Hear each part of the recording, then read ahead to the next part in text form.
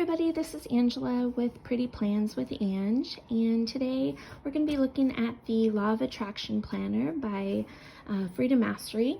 I received a lot of questions about how to complete each section of the planner, so I thought it'd be helpful to just run through a few of the different sections in several different short videos, just to kind of show you some examples and talk you through how to fill out each section. To start, I'm just going to quickly show you a few of the tools that I use. My favorite pens to use are Friction Pilot pens, and I just find that Pilot makes the most consistently good pens. They just write really smoothly, and it's just really vivid and beautiful colors that match really well with stickers and washi tape. So you can just kind of see how that ink flows. And so my favorite part about the Friction pens though is their ability to erase. I'm not a pencil person, and I really love to decorate my planner. I'm a very artistic person, and so being able to use pens that still have that flexibility to adjust my plans as things shift is really important to me. So I really love those. Friction also makes several different types of highlighters. They also have markers, which I personally don't use, but they are out there. They have two different kinds of highlighters. These ones are the pastels, but they also have bright ones as well.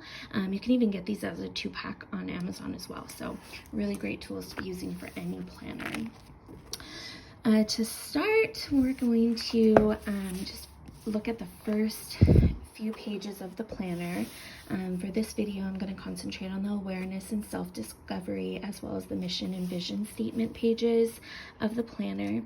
I do want to mention that in the back of the planner, there are directions on how to use the planner, and there's just a few examples back there. It is minimal, and that's why we're going to go through these videos to just give you a little bit more information.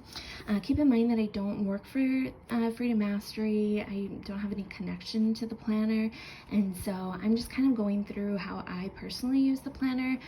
So definitely, if there's anyone else out there that uses it differently, feel free to comment and share how you've used it, so people get plenty of ideas.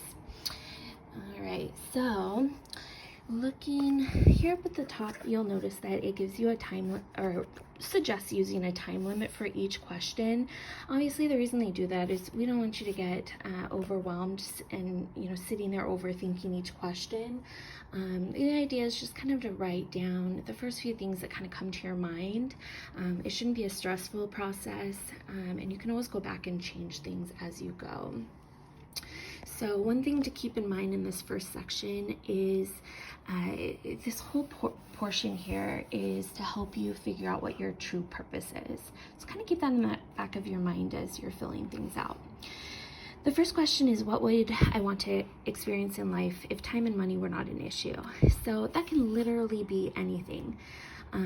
So don't put yourself in any type of a bubble. I know a lot of times we limit ourselves based on where we live and our income and where we think our walls are, as what we're capable of.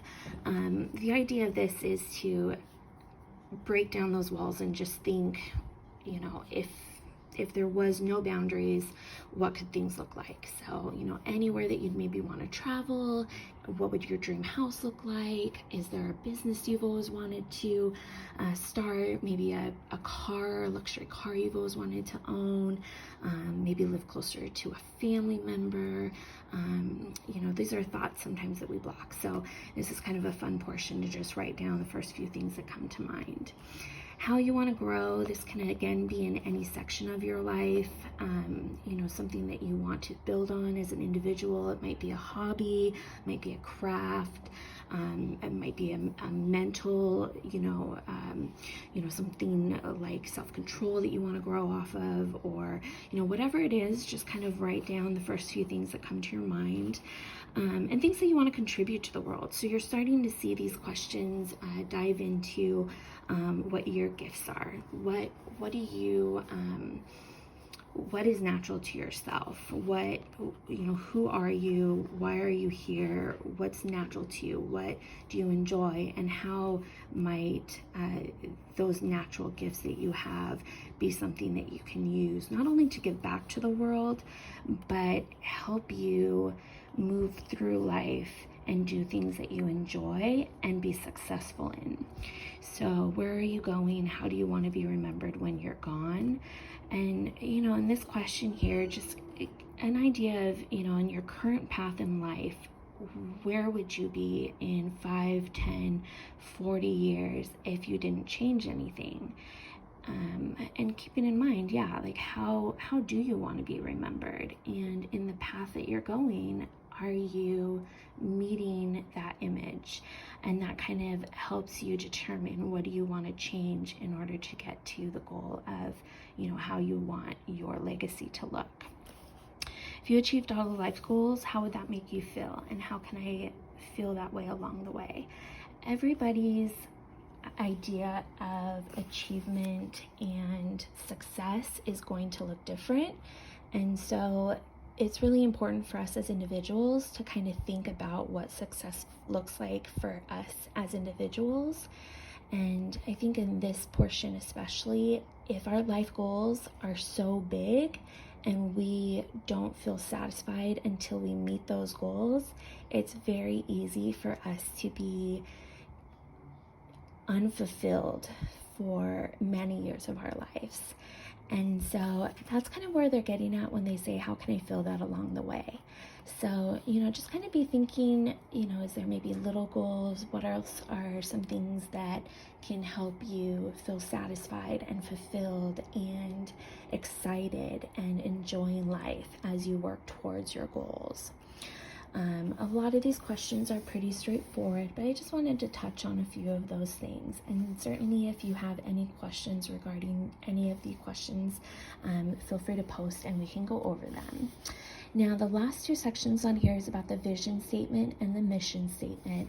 They do a pretty good job of listing out the directions, but it doesn't exactly, the directions are not super clear on where to put it. The page that they're referring to is this page here. I haven't fully completed my 2021 planner, so my vision and mission statement is not yet up. This is clearly where you put your vision statement, but where it says life statement, that's actually where your mission statement is going to be.